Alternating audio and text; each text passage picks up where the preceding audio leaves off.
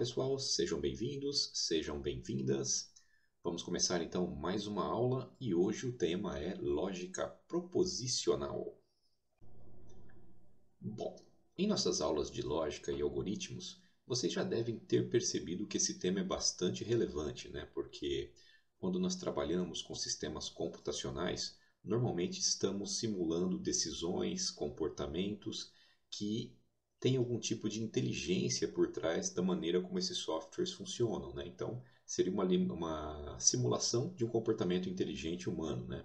Nós não estamos falando exatamente aqui de inteligência artificial, mas sim na automatização de alguns processos e de algumas decisões que poderiam ser tomadas no dia a dia por um ser humano, mas que o processo computacional permite que isso seja automatizado, tornando o processo um pouco mais eficiente, né, e mais interessante para melhorar o seu desempenho. Além disso, nas atividades práticas de programação, você também já deve ter percebido que o uso da lógica é muito importante, porque existem estruturas condicionais que norteiam a maneira como o software vai se comportar, né? Então, nós temos ali desvios condicionais, nós temos laços de repetição. São estruturas essas que, de alguma maneira, precisam de uma estrutura lógica para funcionar, né? Então, se você faz lá o seu if, você vai fazer esse desvio com base em alguma condição lógica. Se você entra num laço de repetição, ele vai ficar lá dentro enquanto uma certa condição lógica estiver sendo válida. Então, é muito importante entender bem como isso funciona, porque vai definir em grande parte a qualidade do trabalho que vocês vão desenvolver como futuros programadores, né? Como criadores de software. Pois bem, além da aplicação normal que nós já conhecemos dentro do processo de automatização de tomadas de decisões e a parte de programação de software, nós também temos uma aplicação muito interessante da lógica, né, dentro do escopo do estudo da inteligência artificial. Nela, buscamos simular comportamentos inteligentes através da lógica, permitindo algum nível de raciocínio sobre um conjunto de conhecimentos disponível. E a maneira mais simples de fazer essa representação é justamente a lógica proposicional. Ok, isso soa como algo importante, o nome é pomposo, mas vamos entender o que realmente significa isso. Lógica proposicional é um formalismo composto por duas partes importantes: a linguagem formal, através da qual nós representamos o conhecimento, e os métodos de inferência, que utilizamos para representar o raciocínio. E sobre o termo proposição, dizemos que proposição é qualquer sentença declarativa que, dentro de um determinado contexto, pode assumir um valor lógico verdadeiro ou falso, mas nunca ambos ao mesmo tempo. Ou seja, qualquer sentença na qual você expressa um determinado fato, né, e que essa sentença possa receber ou possa ser atribuído a ela um peso verdadeiro ou falso, nós consideramos isso como sendo uma proposição. Por exemplo, temos aqui a frase: o céu é azul. É uma proposição simples, direta, e que temos aqui um peso que lhe dá uma condição de verdadeiro. Mas também podemos ter uma proposição como: o planeta Terra possui duas luas. É uma proposição, embora nesse caso nós tenhamos aqui um valor atribuído como falso. Consequentemente, nós temos aqui algumas situações em que as frases não podem ser consideradas como proposições. Por exemplo, sentenças interrogativas, sentenças exclamativas, sentenças imperativas, frases que não tenham verbos e sentenças que sejam abertas demais. Alguma situação, por exemplo, em que o valor lógico a ser atribuído à sentença dependa de alguma situação, de alguma variável, né, que pode assumir diversos valores, o que dificulta justamente fazer uma atribuição de valor lógico.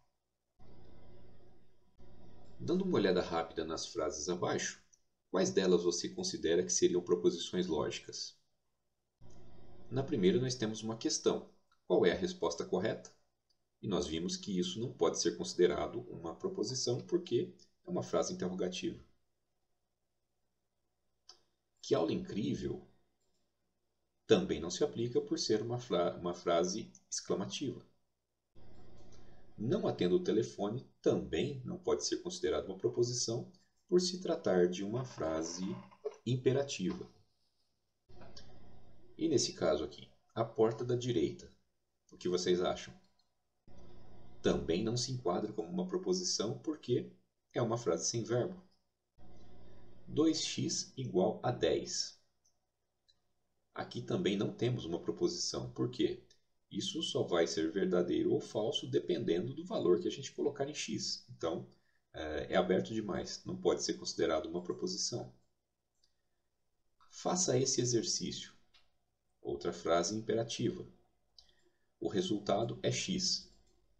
Considerar verdadeiro ou falso depende do que a gente colocar como valor de x, então também não é uma proposição. A noite está enluarada. Então, esse seria o único exemplo de uma proposição realmente válida.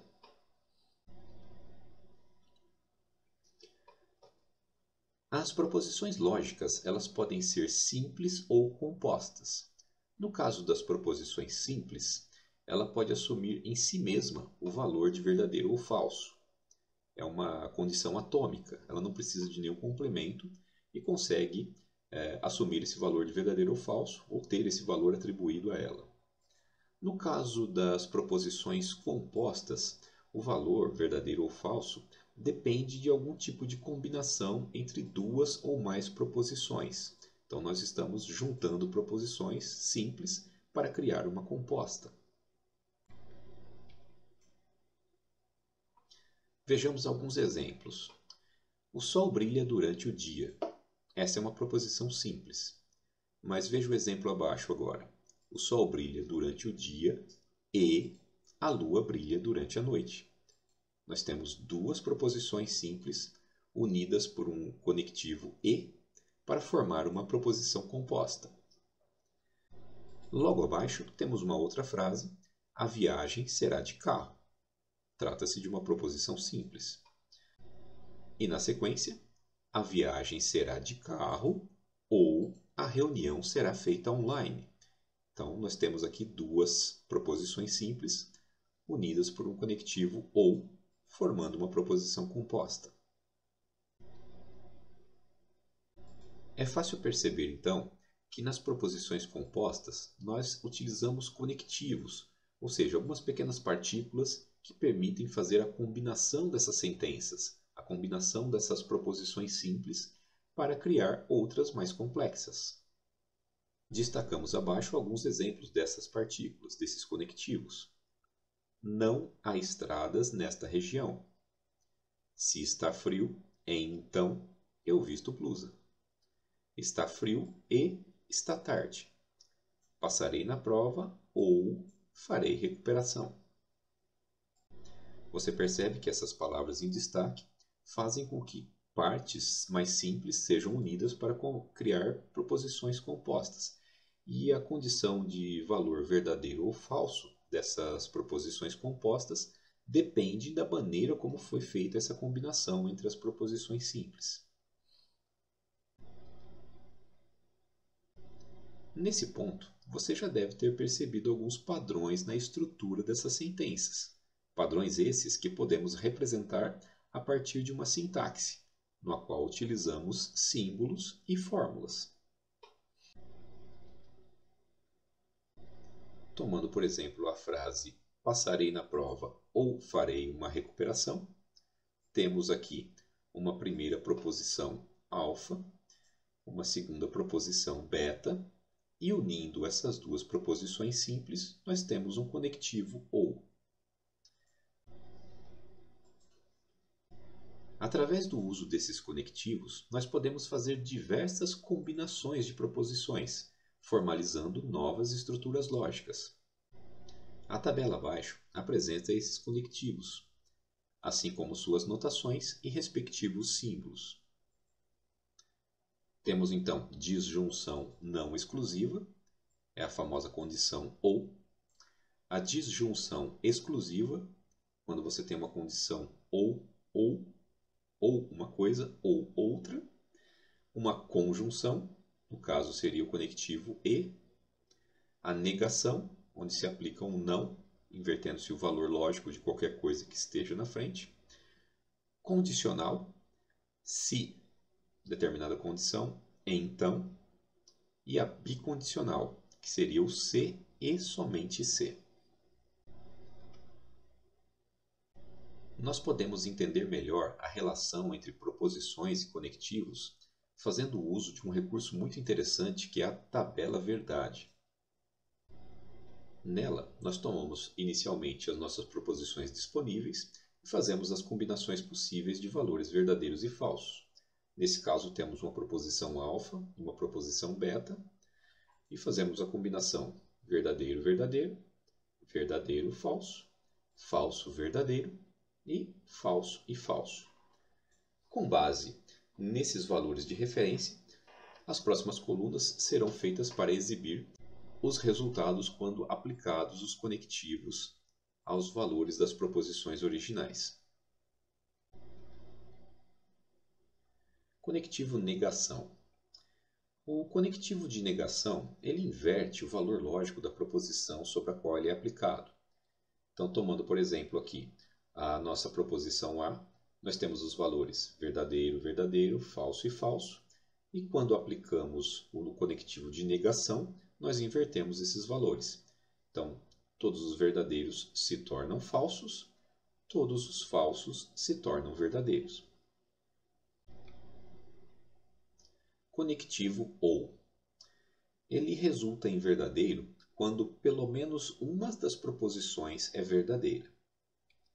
Tomando por base, então, nossas proposições alfa e beta, ao aplicar o conectivo ou, nós verificamos as seguintes situações.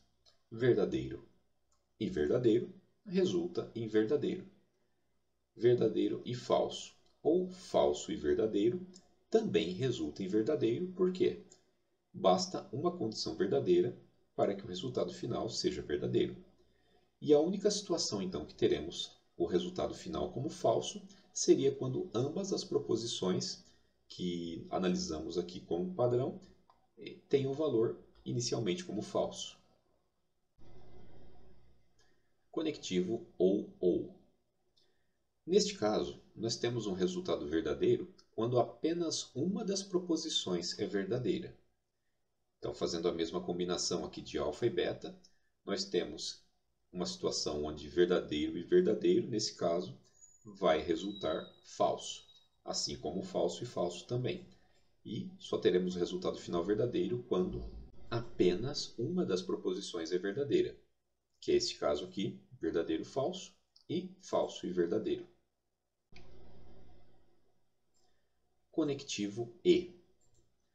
Aqui, o resultado verdadeiro irá ocorrer quando todas as proposições forem verdadeiras. Então, por padrão, todos os resultados finais serão falsos, exceto quando tanto alfa quanto beta tiverem valor verdadeiro. Conectivo se então. Ele resulta em verdadeiro em todos os casos, exceto quando a primeira proposição for verdadeira e a segunda for falsa. Então, nesse caso, sempre vai ser verdadeiro, exceto aqui nessa situação em que a primeira proposição for verdadeira e a segunda for falsa. Conectivo se e somente se. Resulta em verdadeiro quando ambas as proposições têm o mesmo valor lógico.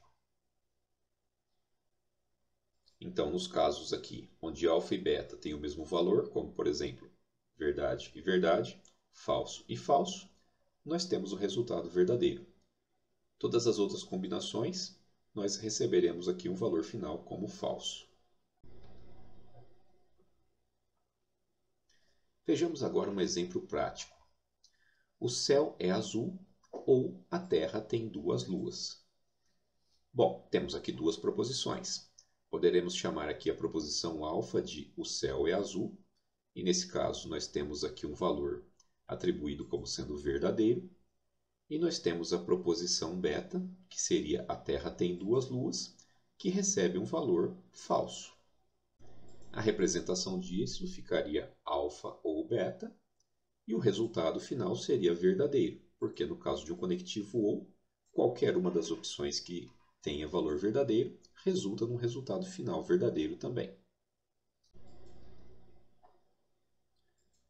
Neste outro exemplo, nós alteramos o conectivo. Então, o céu é azul e a Terra tem duas luas. As proposições alfa e beta são exatamente as mesmas, e a representação aqui ficaria alfa e beta. Nesse caso, o resultado final seria falso, porque ao utilizar o conectivo e, só existe a possibilidade de o resultado final ser verdadeiro se ambas as proposições alfa e beta fossem verdadeiras. E no exemplo 3, se o céu é azul, então a Terra tem duas luas. Continuamos usando as mesmas proposições alfa e beta, com seus respectivos valores verdadeiros e falsos.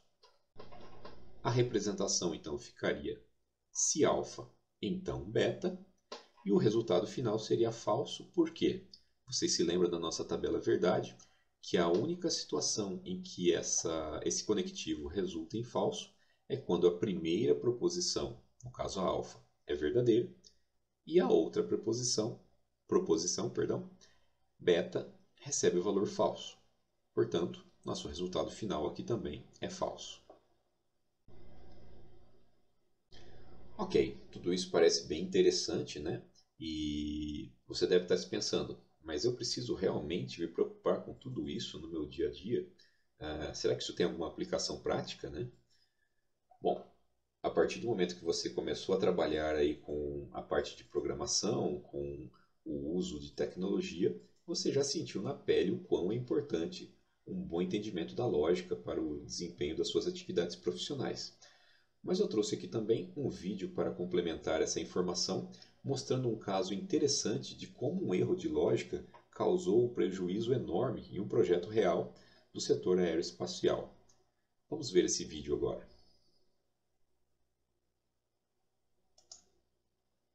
Ainda sobre erros de programação, eu não poderia deixar de fazer um vídeo sobre esse erro clássico que eu acredito que vocês ainda não conhecem. É um erro que foi cometido pela NASA, que preza pela qualidade de software. É a maior agência do mundo, se não a maior, uma das maiores em relação à pesquisa aeroespacial. E ela, em 99, perdeu 125 milhões de dólares com a sua sonda Mars Climate Orbiter, que explodiu por um erro de lógica de programação. Então, os engenheiros, os programadores usaram o sistema imperial britânico ao invés do métrico decimal. Então, os propulsores foram disparados no momento errado. Então, ela passou sobre Marte a apenas 57 km de altura, enquanto era necessário 150 km, e não resistiu à fricção gerada pela atmosfera do planeta. Então é isso, pessoal. Tomem cuidado com seus erros, testem muito, se aprofundem e tenham muita atenção em seus códigos. É isso, pessoal. Gostaria de agradecer a audiência, pedir o like e que se inscrevam nesse canal. Um abraço. Como você pode perceber, é muito importante o estudo correto da lógica e sua aplicação para que possamos produzir projetos, né, e principalmente na questão de softwares, que tenham um padrão de qualidade muito bom e que façam exatamente aquilo que eles foram projetados para fazer. Falando um pouco agora sobre a representação do conhecimento, existem duas formas que podemos fazer essa representação. Uma forma explícita, através da formalização das sentenças, e uma forma implícita, por meio de derivações lógicas, ou seja, consequências derivadas dessas sentenças. A formalização de sentenças para a representação explícita do conhecimento inclui os seguintes passos: identificar conectivos, identificar as proposições, associar símbolos às proposições e escrever a fórmula. Vamos tomar por base, então, algumas proposições simples. É noite. Se é noite, então está escuro. Se está escuro, então se vê estrelas. Nesse caso aqui, nós identificamos os conectivos e as proposições, sendo que os conectivos estão em amarelo e as proposições em branco. O próximo passo seria associar símbolos a essas proposições. Então, para facilitar, vamos chamar de N a proposição é noite, vamos chamar de E está escuro e S se vê estrelas. Com base nesses símbolos, podemos então escrever uma fórmula. Delta, que representa é noite. Se é noite, então está escuro. Se está escuro, então se vê estrelas. Notamos então que as mesmas frases originais estão representadas aqui nessa fórmula. E temos aqui uma base de conhecimento. No caso da derivação lógica, que são as consequências, consideramos que um argumento é uma sequência de premissas que termina em uma conclusão. De maneira parecida com o que trabalhamos no exemplo anterior, vamos identificar aqui as premissas e a conclusão. No caso, se chove o quintal fica molhado, seria uma primeira premissa. Está chovendo, seria a nossa segunda premissa. E a diferença é que aqui nós temos uma conclusão. Logo, o quintal está molhado. Então nós temos uma estrutura que parte de duas premissas e com base nelas se chega a uma conclusão. No próximo passo, vamos associar símbolos às premissas. Então, chamaremos de C a chuva e de M molhado. E escreveremos a fórmula: se chuva, então molhado. E a segunda premissa: está chovendo. Logo, concluímos que o quintal está molhado. E temos aqui uma derivação lógica. Tudo bem, isso é bem interessante, bem legal, mas tudo que vimos até agora foi maneiras de formalizar argumentos. Só que também é muito importante saber se esses argumentos são válidos. Afinal, nem tudo que se escreve, nem tudo que se indica, necessariamente é válido. Consideramos um argumento válido quando a conclusão é obtida como uma consequência lógica das premissas. Existem alguns passos que podemos seguir para a validação de argumentos. Identificamos premissas e a conclusão do argumento. Construímos tabela verdade com colunas das premissas e da conclusão. Identificamos as linhas críticas, ou seja, aquelas onde as premissas são verdadeiras. E verificamos a conclusão para cada linha crítica. Se alguma delas possuir uma conclusão falsa, isso significa que o argumento é inválido. Vejamos esse exemplo. Se chove, a rua está molhada. Estamos representando aqui. Se chove, então molhado. Na segunda linha nós temos não chove, a negação da chuva. Logo, a rua não está molhada. Negação de molhado. Trazendo esses valores agora para a nossa tabela verdade, primeiro colocamos aqui os casos possíveis de chuva e molhado, fazendo a combinação de valores lógicos: verdadeiro, verdadeiro, verdadeiro e falso, falso e verdadeiro, falso e falso.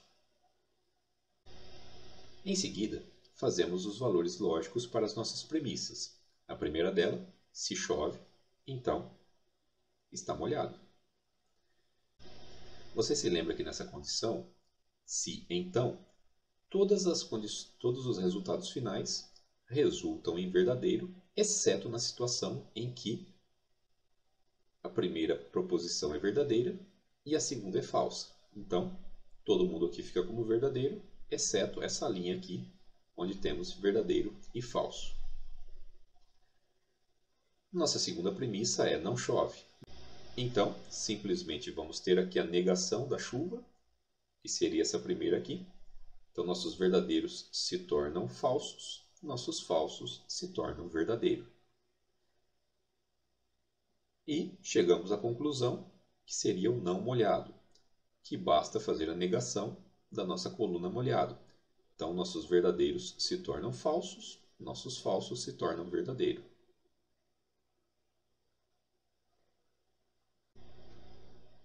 Identificamos aqui, então, duas linhas críticas, que seriam essas duas últimas aqui. Nesta última linha, nós teremos aqui os valores verdadeiro e verdadeiro e a conclusão verdadeira. Então, a princípio, isso indicaria que o nosso argumento é válido. Porém, neste caso aqui, nós temos as premissas verdadeiras, mas a conclusão falsa. Consequentemente, nosso argumento não é válido. No exemplo 2, vamos modificar um pouquinho aqui as nossas frases. Se chove, a rua está molhada. Então, se chuva, então molhado. A rua não está molhada. Negação de molhado. Logo não chove. Negação do chove. Nossos casos possíveis são os mesmos da tabela anterior. Nossas premissas também ficam bem parecidas, né? Então, se chove, então molhado. Todo mundo verdadeiro, exceto nos casos onde temos verdadeiro e falso. Não molhado, invertemos o valor do molhado. Não chuva, invertemos o valor da chuva. E com base nisso, identificamos uma única situação aqui onde as premissas são verdadeiras, que seriam a nossa linha crítica, que é esse caso aqui. Uma vez que a nossa conclusão para essa linha é verdadeira e as premissas também são verdadeiras, concluímos que o nosso argumento é então válido. Muito bem, pessoal. A parte teórica que tínhamos para passar era isso. Para quem tiver um pouco mais de interesse em se aprofundar nesse assunto, eu deixo aqui como referência bibliográfica alguns conteúdos para pesquisa. Quaisquer dúvidas que vocês tiverem, podem enviar mensagens pelo Microsoft Teams através do chat ou entrar em contato comigo através de alguma das minhas redes sociais. Obrigado a todos pela presença e por assistir esse conteúdo. Espero que tenham aproveitado bem. Ficamos por aqui então e deixo agora para vocês as atividades práticas de fixação de conteúdo que estão cadastradas na área de tarefas do Teams. Boa atividade a todos e nos vemos na próxima. Até logo!